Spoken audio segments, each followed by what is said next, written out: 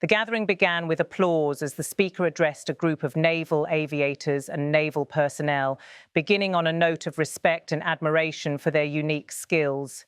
He said simply, "All great, brave people. They're all incredible. You're all incredible people." He continued by reflecting on aviation personally, noting that he once had a brother who was a pilot, and then shifting his remarks to a critical remark about his predecessor. See, Biden used to say he was a pilot. He was a pilot. He was a truck driver who, whoever walked in, he wasn't a pilot. Wasn't much of a president either, to be honest with you. The tone here is direct and confrontational. While the speaker lavishes praise on the men and women of naval aviation, he simultaneously disparages his predecessor's credentials, both as a pilot and as president. He moved on to highlight what he described as the hardest thing to do in aviation, landing a plane on an aircraft carrier. They say the hardest thing to do is landing a plane on an aircraft carrier, and great pilots can do everything. They're great pilots, but they can't do that. It's a very special talent. He emphasized the uniqueness of the group before him. So the people that do that, they're a very small group of people. Tremendously talented pilots cannot do it for a lot of reasons. There are a lot of reasons. A lot of it's right up here. In effect, he was positioning naval aviators as a rare breed, elite, highly skilled and distinctive. The speaker then painted a vivid image of the operational environment. This ship is so big, but when you're up there in the Pacific or the Atlantic and the waves are crashing and it's getting dark, or it is dark, which is even worse, they say it looks like a little needle in the ocean. It's just a little thing, and you're landing on top. He described how 3 weeks earlier, the aviators had executed successful landings. So I have great respect when I see them land. 3 weeks ago, they were landing and doing it beautifully. They had they're very, very talented people. He added his personal respect. Nobody embodies skill and nerve and swagger and the attitude like a US naval aviator. So I have great respect for you all, shifting tone. He declared his reason for being there and framed his role. That's why I'm here. That's why I'm here, not someone else. I didn't need this. I didn't need the whole damn job. I could have had I had such a beautiful life, the ellipsis suggested a moment of reflection. Then came his statement of purpose. But you know what? We're making America greater than ever before. And that's why I'm doing it. He claimed progress. And we are doing numbers that nobody's ever seen. Nobody ever even thought possible. For he then hyperbolically described America a year ago as a dead country.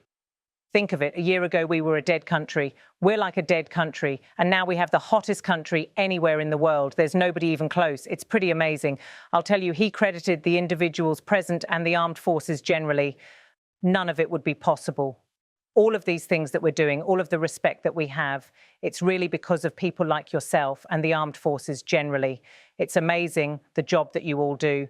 He turned to detail more mundane but essential support roles. None of it would have been possible, and all of those important missions in the Navy, the devoted members of the Food Service Division, serving up to 14,000 meals every single day. He checked in. How's the food?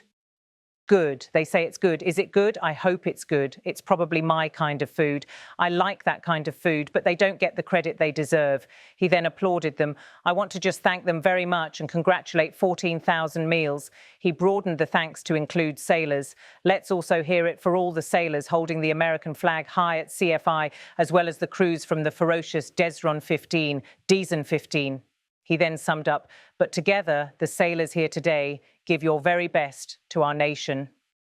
As the speaker identified his role, he invoked his constitutional job.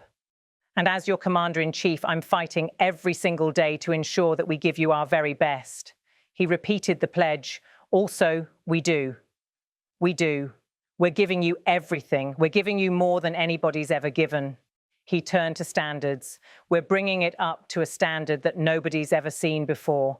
Then he pivoted to domestic economic and industrial policy. We're starting to make ships. Also, part of our deal with the trade is we're starting to make ships. We used to be number one at making ships, and then we lost our way. But now we're starting to make chips again, and we'll do it very soon.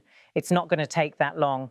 But it's a process. It's not like making a bullet. It's not like it's a big, long process. We've got it going, though, I think, in the right direction. He cited the Philadelphia yards, I think, within a short period of time. The Philadelphia yards, as an example, is now owned by a group that's going to be making a lot of ships, a good group of people, he added, and we're going to be working also with Japan on making ships. We're going to make a lot of ships again.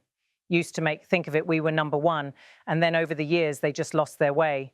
They started making other things, they stopped making ships. We're going to be making ships again. He then moved into grand economic assertions.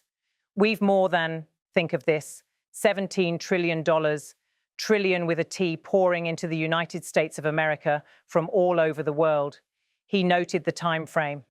And by the time, and this is in 8 months really, we're here 9, but this is in 8 months, over $17 trillion. As an example, the last administration did less than $1 trillion in 4 years. We did more than 17 trillion in 8 months.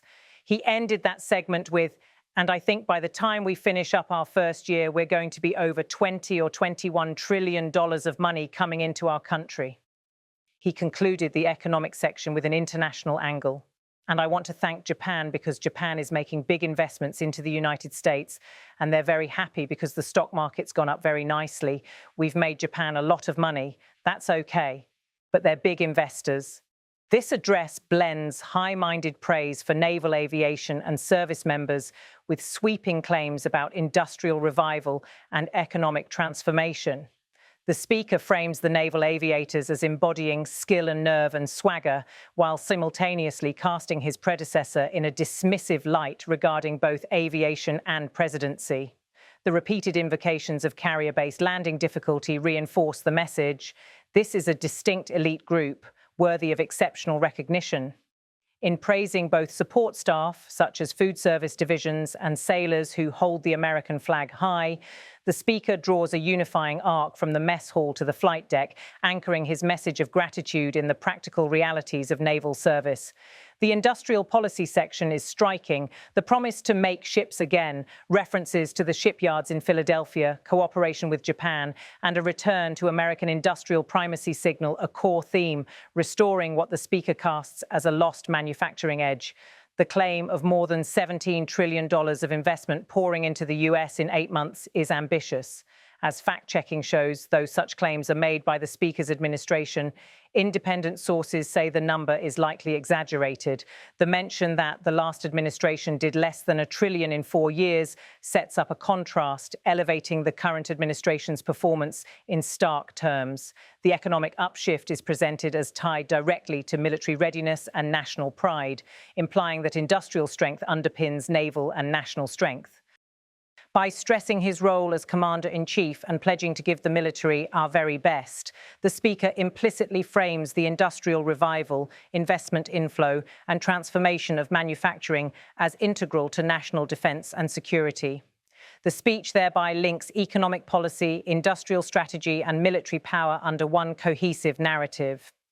The tone is informal, even conversational at times, but with a clear hierarchical structure, praising you all, invoking we, contrasting them, previous administration, with us.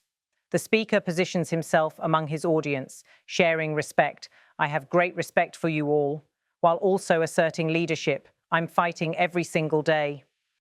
The audience is clearly the naval aviators and associated naval personnel, but the broader implied audience is the American public and industrial stakeholders, manufacturing workers, shipyard employees, investors, allied nations such as Japan.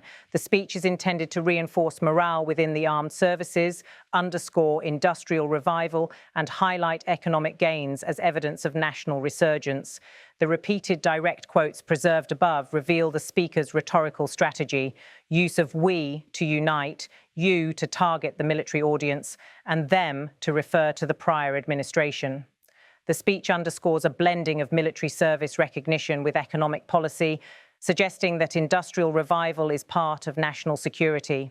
The very large numerical claims about investment should be viewed with caution in light of independent fact-checking. The shipbuilding narrative, we used to make ships, we're going to make ships again, connects manufacturing heritage with future ambition. The speakers appeal to the naval aviators' skill, landing on carriers under difficult conditions, serves as a metaphor for larger national challenges: high stakes, precision required, elite capability. The informal acknowledgements, food service division, meals served, how's the food, are used to humanise the military context and demonstrate awareness of everyday service tasks, not just high-profile operations.